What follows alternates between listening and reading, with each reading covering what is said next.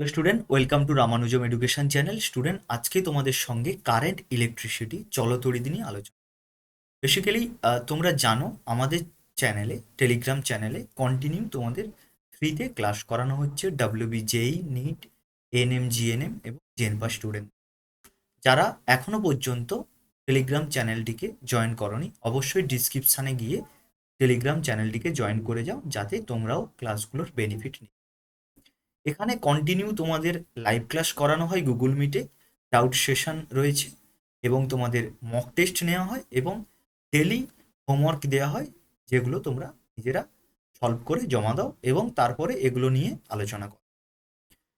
তো আজকে যে লেকচারটা, এটা আমি প্রায় 10টা পার্টে ভাগ করে রেখেছি। আজকে ফার্স্ট ক্লাস ইন্ট্রোডাকশন করা হবে তোমাদের সঙ্গে চ্যাপ্টার সম্বন্ধে, এবং আমি এটা ডিটেলসে পড়াচ্ছি তার কারণ যারা 2025কে টার্গেট করছো বা 2024-এ মাধ্যমিক দিতে চাইছো, সেই সমস্ত স্টুডেন্টদের যাতে হেল্প হয়, কারণে কিন্তু আমি এটা ডিটেলসে পড়াচ্ছি এবং পার্টে পার্টে ভাগ করে নিয়েছি, যাতে ভিডিওগুলো লেন্দি না হয়।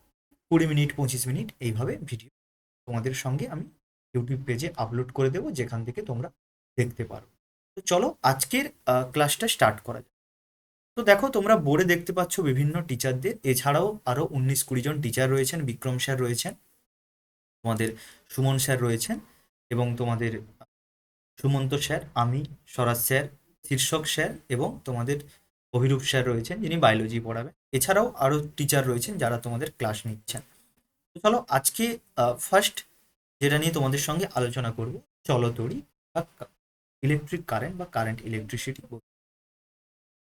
দেখো, 1600 খ্রিস্টাব্দে গ্রিক দার্শনিক থেলস ইনি কি করলেন, পশম গাছের আঠা এটাকে ঘষে ইনি কি করলেন না, তড়িৎ বা আধানের একটা ধারণা দিলেন, কনসেপ্ট দিলেন। আমরা জানি, ছোটবেলা তোমরা সবাই পড়েছিলে যে আমরা যদি শীতকালে কোনো চিরুনিকে মাথায় দেই এবং দেওয়ার পরে সেটাকে যদি কি করি না, কাগজের টুকরোর কাছে নিয়ে যাই, সেটা কাগজের টুকরোটাকে আকর্ষণ, বিকজ কি না, ওখানে একটা তড়িতের সৃষ্টি হচ্ছে, যাকে আমরা বলেছিলাম স্থির তড়িৎ। কিন্তু আজকের আমাদের বিষয় চলতড়িৎ।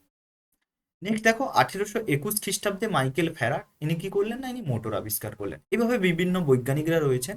পরে এসছিলেন আহ, থমাস অ্যালভা এডিসন, এর নাম কিন্তু সবাই জানো, কারণ ইনি 1879 খ্রিস্টাব্দে বাল্ব আবিষ্কার করেছিলেন। খুব ভালো একটা গল্প রয়েছে, ইনি 100 বারেরও বেশি কিন্তু বিফল হন, তারপরে ইনি বাল্ব আবিষ্কার করেন। বেসিক্যালি সেটা তখন ডিসি কারেন্টে চলতো। আমরা জানি ডিসি কারেন্ট এবং এসি কারেন্ট আমাদের চ্যাপ্টারেও রয়েছে, আমরা ডিটেলসে আলোচনা করব। ডিরেক্ট কারেন্ট একটাকে বলা হয়, যেটা হচ্ছে ডিসি কারেন্ট, যেটা ফেজ চেঞ্জ করে না, এবং এসি কারেন্ট যেটা কন্টিনিউ ফেজ চেঞ্জ করে। চলো সেগুলো আমরা ফার্দার পরে স্টাডি করব। তারপরে দেখো, নিকোলা টেসলা ইনি কিন্তু অ্যালবা এডিসনের কোম্পানিতেই কাজ করতেন এবং ইনি এসি কারেন্ট আবিষ্কার করেছিলেন, যা দিয়ে আজকে তোমরা দেখছো বিভিন্ন আমাদের বাড়িতে যেই কারেন্টটা এখন আসছে সেটা কিন্তু। তো এরপরে আমরা জানি ম্যাক্সওয়েল ছিলেন, ম্যাক্সওয়েল এবং তারপরে নিউটন, আইনস্টাইন, তাই না, এগুলোর নাম আমরা শুনেছি।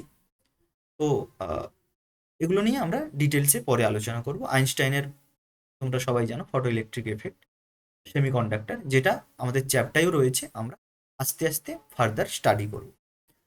তো নেক্সট দেখো, নেক্সট যেটা নিয়ে আমরা আলোচনা করব সেটা হলো চার্জ বা আধান কি। তাহলে এক্ষুনি বললাম, চার্জ কি হলো না, একটা তড়িৎগ্রস্ত কণা, যেটা কি করছে, যদি সেটা সমজাতীয় হয় এটা পরস্পরকে কি করবে, বিকর্ষণ করবে, এবং যদি সেটা একই হয়, সরি বিপরীত হয়, তাহলে সেটা পরস্পরকে কি করছে, আকর্ষণ।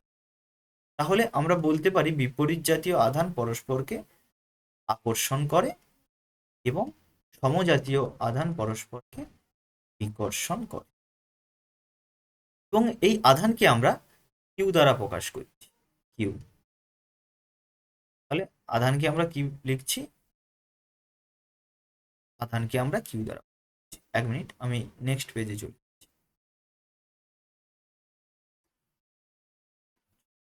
তাহলে আধানকে আমরা কি বলছি না, আধানকে আমরা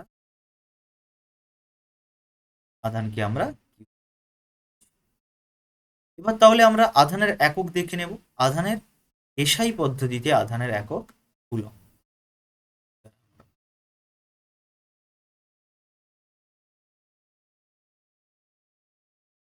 এবং সিজিএস পদ্ধতিতে আমরা আধানের একক দেখি স্ট্যাট কুলম্ব।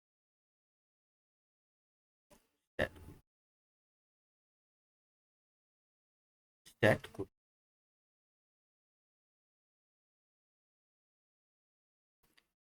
এবার আমরা আধানের মাত্রা, যেহেতু আমরা আধানকে কি লিখি, কিউ সমান আইটি, তাই না? তাহলে আধানের মাত্রা হবে আই মানে current, T for time. Next আমরা কুলম্বের সূত্র দেখব। কুলম্বের সূত্রে কি বলা হয়েছে, সাপোজ ধরে নাও দুটো আধান রয়েছে কিউ ওয়ান কিউ টু, আমি ধরে নিচ্ছি এটা পজিটিভ এটা নেগেটিভ, তাহলে কি হবে না পরস্পর পরস্পরকে আকর্ষণ করবে এবং এদের মধ্যবর্তী দূরত্ব আমি বলছি আর। আমরা কি জানি কুলম্বের সূত্রে F proportional Q one Q, মানে জানো তোমরা দুটো চার্জ রাখলে তারা পরস্পরকে কি করবে, একটা ফোর্স ক্রিয়েট করবে, সেটা পজিটিভ হলে মানে একই আধান হলে তারা পরস্পরকে আকর্ষণ বিকর্ষণ করবে এবং বিপরীত হলে তারা পরস্পরকে আকর্ষণ করবে। তাহলে এখানে বল কি হবে, আধান দুটির গুণফলের সমানুপাতিক এবং তাদের মধ্যবর্তী যে দূরত্ব রয়েছে তাদের বর্গের ব্যস্তানুপাতিক, মানে 1/r²।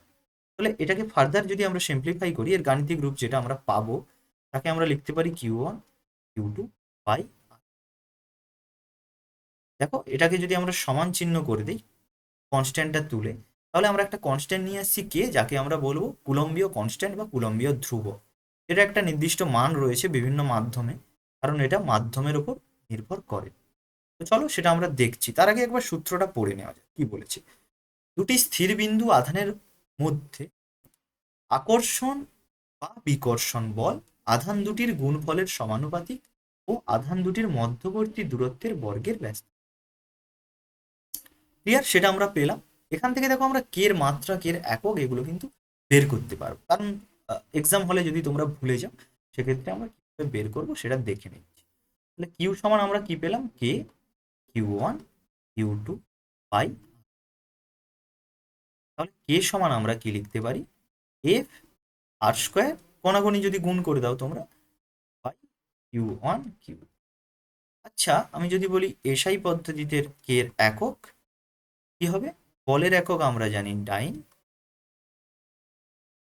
আর মানে দৈর্ঘ্য রয়েছে, দৈর্ঘ্যের একক সেন্টিমিটার স্কয়ার, আর নিচে রয়েছে আধান, আধানের একক stat coulomb, stat coulomb square, কারণ যেহেতু কিউ ওয়ান কিউ। এইভাবে দেখো তোমরা সিজিএস পদ্ধতির একক বের করতে পারবে, তাই না? সিজিএস পদ্ধতিতে, সিজিএস পদ্ধতি, সিজিএস পদ্ধতিতে এর একক তোমরা কিভাবে বের করবে, সিজিএস পদ্ধতিতে বলের একক আমরা জানি, আচ্ছা সরি এটা এসআই পদ্ধতি নয়, এটা সিজিএস পদ্ধতি, সিজিএস, তাই না? টাইম তো হয় সিজিএস। এসআই পদ্ধতিতে বলের একক কি জানি আমরা, নিউটন। এটা একটু দেখে নেবে, কারণ সিজিএস পদ্ধতিতে হয় ডাইন, এসআইতে নিউটন মিটার স্কোয়ার আর কুলম স্কোয়ার। ক্লিয়ার, এগুলো কিন্তু দেখো মুখস্থ রাখবে না, এগুলো বের করা শিখবে। এক্সামে তোমাকে দিয়ে দিল কে এর মাত্রা, কুলম্বীয় কনস্ট্যান্টের মাত্রা বের কিভাবে বের করবে, বলের মাত্রা আমরা কি জানি, ml (10⁻²) ইন্টু এল মানে কি, আর² মানে দৈর্ঘ্য, দৈর্ঘ্যের মাত্রা এল, এল² by Q one Q two মানে আই টি তার হোল স্কোয়ার। একটু আগে আমরা বের করলাম, কারণ আমরা কি দেখেছিলাম, আমি দেখিয়ে দিচ্ছি। দেখো বলের মাত্রা তোমরা কিভাবে বের করবে, যদি পরীক্ষা হলে ভুলে যাও তাহলে বল সমান আমরা কি জানি, F ইজিক্যালস two M A, mass into acceleration. তাহলে দেখো এখানে মাস মানে এম আর এ মানে L (10⁻²). বলবে স্যার এ মানে কি, এ মানে ডিসপ্লেসমেন্ট বা ত্বরণ, ওকে সরি অ্যাক্সিলারেশন বা ত্বরণ। এবার এই এ কে আবার আমরা বের করতে পারবো, এ সমান আমরা কি জানি, ভেলোসিটি বাই টাইম। ভির মাত্রা জানি আমরা এবং টির মাত্রা বসিয়ে আমরা কিন্তু সেখান থেকে এর মাত্রাটা পেয়ে যাব, মানে অ্যাক্সিলারেশনের মাত্রা পেয়ে যাব। ওকে চলো, তাহলে দেখো এখানে ভি ভেলোসিটির মাত্রা, কিন্তু আমরা আবার ভি কেও আমরা বের করতে পারি ফার্দার। আমরা ভি সমান লিখতে পারি কি, এস বাই টি, এসটা কি ডিসপ্লেসমেন্ট বা সরণ বাই টি টাইম, এসের মাত্রা হয় এল, মানে এখানে দেখো ভি এর মাত্রা তুমি পাবে L(10⁻²), তাই তো, হ্যাঁ। এবং এখানে যখন বসাবে আর একটা টি, মানে এখান থেকে তুমি পাবে L(10⁻²). এবার বলের মাত্রা তুমি ml(10⁻²) এইভাবে কিন্তু তুমি ফার্দার করতে পারো, মানে এগুলো মনে নাও রাখতে পারো। দেখো এটাকে যদি তুমি সিম্পলিফাই করো তাহলে কি পাবে, M L to the power three. এবার বলবে sir L to the power three কি করে এলো? কারণ দেখো এল এর মাথায় ওয়ান রয়েছে এবং এল এর মাথায় টু রয়েছে। আমরা গুণের ক্ষেত্রে কি জানি, পাওয়ারে পাওয়ারের যোগ। তাহলে এখানে এক আর এখানে দুই কত হয়, তিন হয়। তাহলে এল টু দি পাওয়ার আমরা থ্রি লিখতে পারি।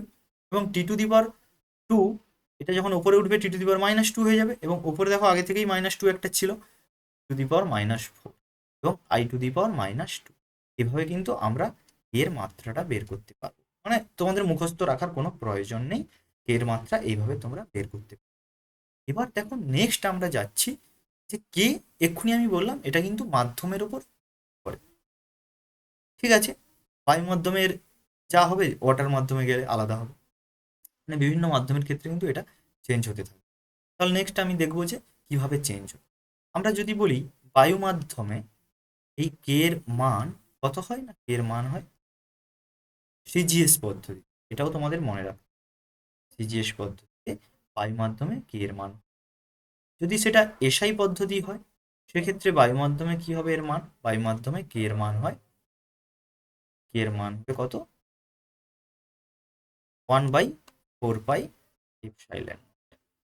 আর অন্য যে কোনো মাধ্যমে এটা তোমরা লিখতে পারো 4 পাই এপসাইলন, ঠিক আছে। নট মানে বায়ু মাধ্যম, এপসাইলন জিরো যেটাকে তোমরা, এই এপসাইলন যেটা এটাকে বলা হয় পারমিটিভিটি অফ মিডিয়াম, পরাবৈদ্যুতিক ধ্রুবক। আচ্ছা নেক্সট দেখো, নেক্সট তাহলে আমরা কি করব, এখান থেকে আমরা তাহলে নেক্সট এখান থেকে আমরা কি করব, না এখান থেকে আমরা এর মানটা বের করব। তো এই 1/4 পাই এপসাইলন নট এটাকে যদি তুমি সিম্পলিফাই করো সেখান থেকে আমরা পাবো কত, 9 ইন্টু 10⁹9। এবার এটা যেহেতু এসআই, এসআইতে আমরা দেখো একটু আগে তোমাদের একক বের করে দিয়েছিলাম, এসআইতে দেখো একক আমরা বের করেছিলাম, তাহলে সেই এককটা বসিয়ে দাও, কত হবে, newton metre square by. Clear সবার এই এতদূর? এতদূর যদি ক্লিয়ার হয়ে যায় আমরা নেক্সট আলোচনা করব যে কুলম্বের সূত্র আমরা কোথায় কোথায় ইউজ করতে, আমরা কি সব জায়গায় কুলম্বের সূত্রকে ইউজ করতে পারবো না? কেন না? কারণ কুলম্বের সূত্রে তোমরা যদি ভালো করে একটু লক্ষ্য করো, একটু আগেই কুলম্বের সূত্রে বলা হয়েছিল যে দুটি স্থির বিন্দু আধান, বিন্দু এখানে দুটো কথা কিন্তু খুবই গুরুত্বপূর্ণ, স্থির এবং বিন্দু। দেখো আমি তোমাদের বলছি কিভাবে।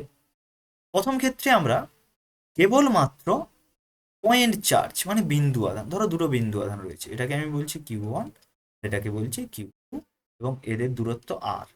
তো সেক্ষেত্রে আমরা দেখো সূত্রটা পেয়েছিলাম F proportional Q1 Q2 by R square. তাহলে এখানে 1 নম্বর পয়েন্টে তোমরা লিখতে পারো কেবল